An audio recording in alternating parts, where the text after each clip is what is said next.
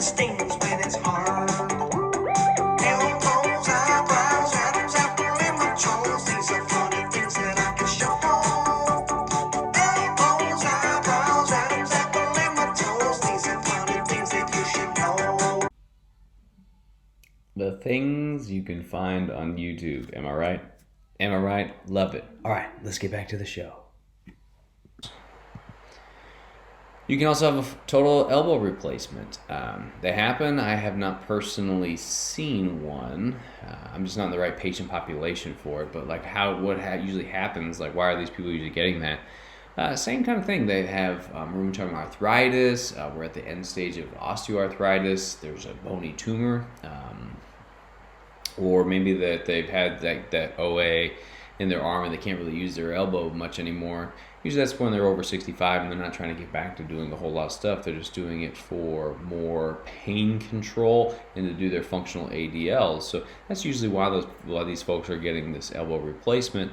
And there's usually relatively good outcomes with this, which is great, but sometimes we have some contraindications to doing this. So you got to think to yourself, and this kind of goes with all surgeries, if I'm going to replace this joint, I know I got to anchor these metal parts into the bone. So if somebody has things that would degrade the bone, so if they have an active infection, we have this inflammatory process already going on.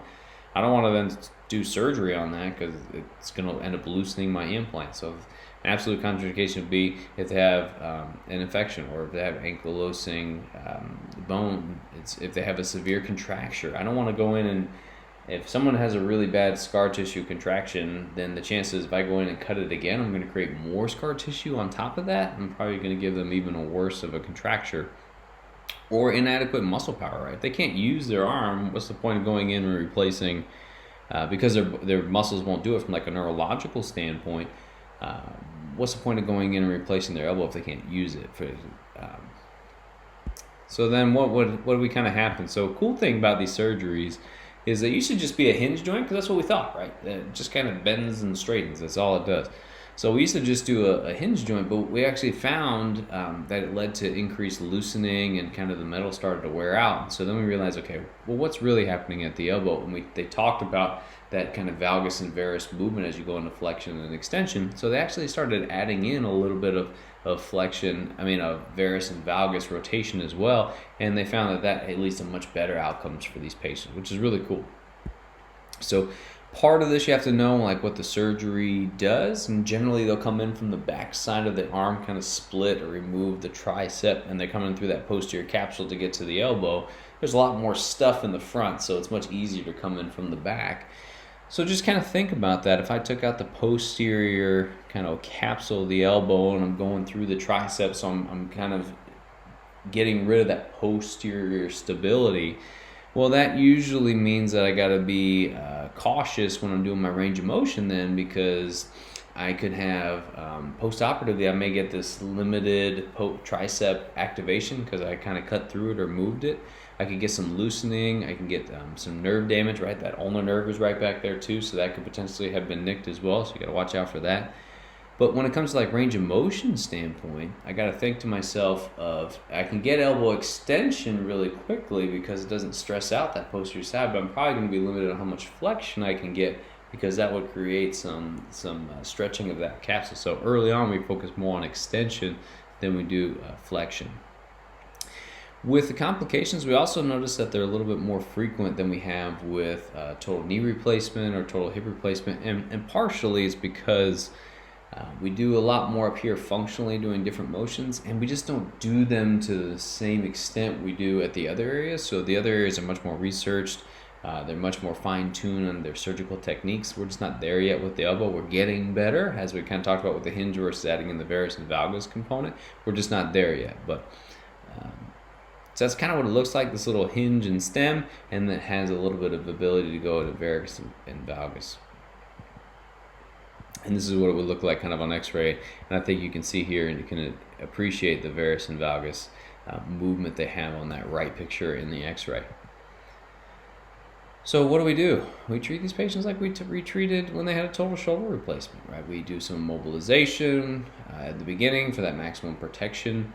We want to control the pain, control the edema, wound care, do our range of motion, but that's in a protected phase. muscle setting, the more instability that they had going into the surgery, the longer this immobilization period happens. We want to make sure we're maintaining our neck and we're maintaining our shoulder, maintaining our hand to the best of our abilities, try to minimize that atrophy. And when we move into the moderate protection, again, that's when we're starting to work on improving range of motion. The goal with the surgery was to improve more ADLs and the decrease pain most likely, and so we'll end up losing some motion as well here and joint modes. Like, so we're okay losing motion because we're trying to improve the function, and it's more of an inherently a stable joint, so we want to focus on stability. So we may forego joint mopes here entirely after total elbow replacement, particularly if there's a question on the stability. If it's a very unstable joint to begin with when we did the surgery, we definitely aren't trying to improve range of motion through doing joint mopes. We'll do it more from tissue flexibility positions the best we can. So we'd rather give up full elbow motion than to give up the stability of the joint, similar to what we saw with the reverse and regular total shoulder as well.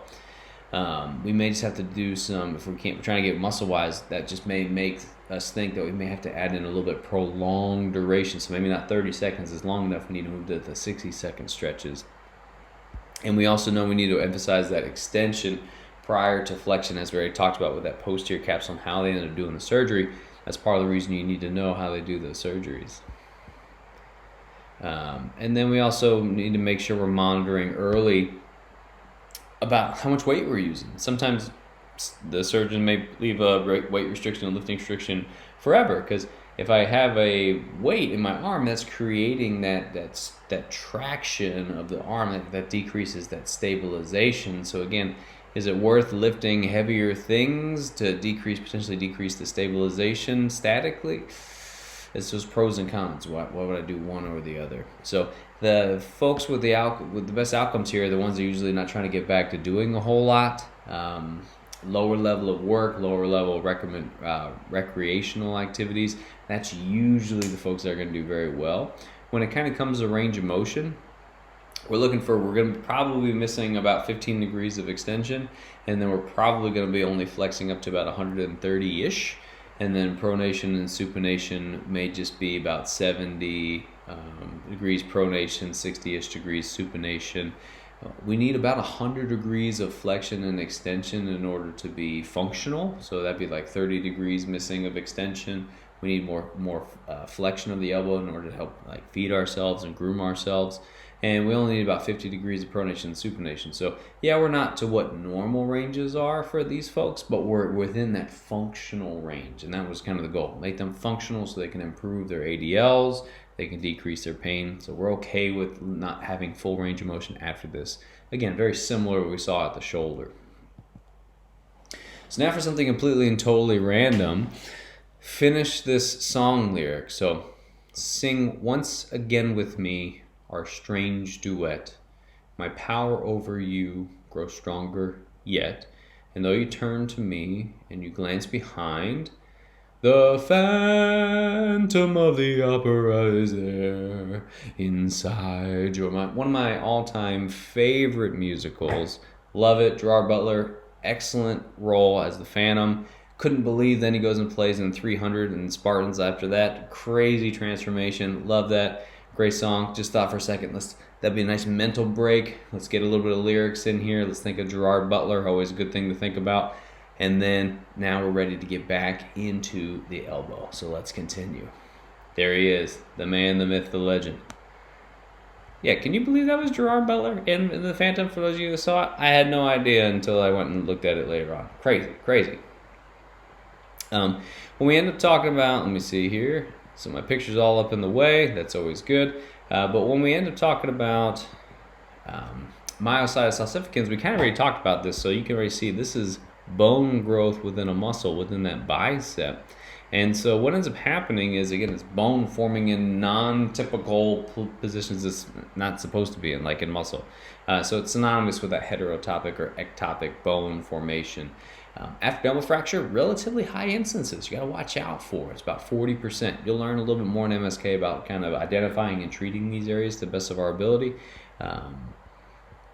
were not as great. A lot of these patients end up getting in surgery. But as I kind of already talked about, it's about looking at the end fields, making sure as we go into flexion, it'd be weird if we got a hard end field going into flexion. It wouldn't make sense. We look at kind of it being kind of this acute phase because it's in this healing process of developing within the bone. So it's going to be warm, it's going to be swollen, it's going to be painful, particularly in that muscle belly where the bone is growing. And it usually occurs about that 2 weeks after injury, because you've got to think about when are you starting to have the ossification of the bone. It usually is happening in that 2, 3, 4 week period. So that's when we start to notice that locking of the arm. And it's really, when you go to palpate, it just feels like you're palpating a pebble. It's really, I've had a couple of patients that have had this, and it's really weird. They have that nice squishiness you usually get with muscle, and then you get right over that spot where that bone is forming. It just feels like a pebble right underneath. Imagine feeling almost like feel your olecranon, but imagine feeling that, or your patella is another good example. Imagine feeling that in a muscle belly when you're not anticipating that. So there's a lot of management for this. So fortunately, a lot of them are really small and actually get resorbed. Remember, bones need compression in order to keep creating more bone. So if we eliminate the compression, a lot of times we can start to have that bone start to resorb. We got to create more tensile forces, and that will help, again, the bone resorb.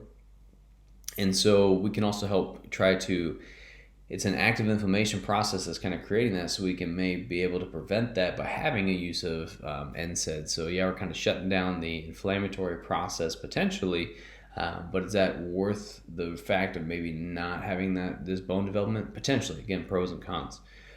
Sometimes they'll use some ultrasound or radiation to try to break it up, but a lot of times they'll end up getting the surgical incision. Surgeon has to go in and then remove it, and then the muscle will start to focus again, and then our job turns into now we're trying to really work on that range of motion. So similar to kind of manipulation under anesthesia where we're looking at range of motion, they remove this bone. Now our job is we got to get as much motion back in order to make that muscle flexible to help stimulate muscle growth rather than bone growth. Man, I love it when I cover those things already. Okay, so now we're getting to the things we're definitely going to see more of when it comes to kind of elbow pathologies. Again, you're going to have so much of this information that's going to come at you in MSK from more of a specific standpoint. I just want to kind of cover a little bit of the basics here. So usually what we'll kind of see is you get a tennis elbow versus a golfer's elbow. So tennis elbow, usually they'll refer that to more of the lateral side, so more of your extensor mass. And then golfer's elbow, they'll give you a little more of the medial side, and that's usually more the flexor side. So what are these kind of tendinopathies? Well, we know tendinopathy is, people call it tendinitis, but tendinitis probably isn't really true in this case. By the time patients are having enough of a complaint that they're having this elbow pain, usually by the time they're coming in to see us, it's been a while, 3, 4, 5 months, and this elbow pain is not going away. So from a tissue healing standpoint, we're not in the itis stage anymore, right? We're not in the acute phase, or more in this chronic phase where there's this degeneration rather than this active inflammatory process. So more people will say tendinopathy or tendinosis, something like that, when you're saying, okay, we're not in the swelling phase, we're in the later phases, to reflect more what the true pathology is currently being. So how do we know? Again, if we have this kind of lateral elbow pain, usually it's right over that lateral elbow, we're having some pain. When you do more repetitive gripping motions, that tends to be the things that kind of irritate it.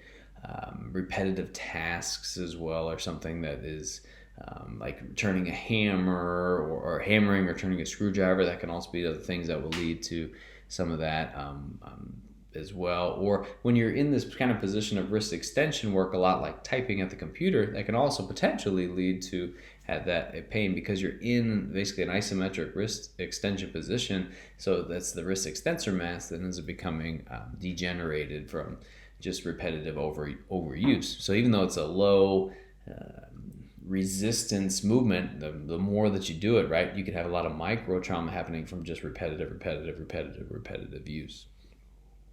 So cool thing about this one is Usually about 50% of the time, either the extensor carpi radialis brevis or the extensor digitorum are like the two big muscles that are involved here. So that's usually in my head, how I use that. That becomes more where I'm going to palpate first when I'm thinking about that. And when you go to the other side and think of that medial, again, we're thinking more of that flexor, that carpe, or the flexor mass, that insertion at that elbow. Usually we find that it's the common flexor tendon, right? All those flexor tendons kind of come in together, make one mesh. And also the pronator tendon. Those are the spots that are usually the more pathological when it comes to these folks. And again, anything we're doing repetition, where we're doing repeated wrist flexion or like pitching or grasping things, lifting heavy objects. And usually you'll have, if you think about either of these, right? Usually when you do active contraction of that muscle, so if I'm thinking flexor mass, if I do an active wrist flexion, that can cause some discomfort. And then when I add a passive stretch, that will create some discomfort as well. Doing active extension doesn't really cause a whole lot of pain because usually my brain's kind of self-inhibited from getting from a range that it will make it painful. We've talked about that before in the past when we were looking at in chapter 10 with all those tissue healing properties. And so what ends up happening is we know that the most kind of common cause is repetitive strain or an eccentric strain, where it kind of creates some overload, which ends up weakening the collagen. So we know that tendons love eccentrics, but only at the right kind of dosage point. So as we get to the more chronic phases, or the return to chronic phases of healing, or the tendinosis, or in that kind of return to sport, we know we need to start to work on eccentric motions because we want to build up the robustness of that tendon. We just got to make sure we're doing our dosing right. And we talk about that a little more in MSK when you're trying to pick those particular doses as well, when you're using kind of the patient's response as your way to guide. And we'll talk about a little bit in then one of the cases that we'll go over as well. They also have decreased grip strength. Again, it hurts to grip, so your grip strength is usually kind of a little bit weaker. Spine mobility, weak shoulders, tenderness to palpation. So why spine mobility and weak shoulders? If I'm trying to do something and I'm not getting a whole lot of contribution from one area, I got to get more contribution for another area in order to complete the task. So you kind of, when you have a pain like that, it's usually like your really hard worker is the one that's kind of grinding themselves down, becoming fatigued and tired and overworked, versus the lazy ones, the ones that are laying on the couch, such as the things that aren't happening up at the shoulder. Those really don't get injured because they're not doing anything. So for this indication, when it's this kind of repetitive trauma, it's usually the things that are working overtime that are actually the things that are becoming pathological because it's doing everything. So sometimes the rehab will actually identify the thing that's not doing what it's supposed to be doing, and then make that do some work, and then actually take the stress off of those other structures. So it's really cool when you're looking at that.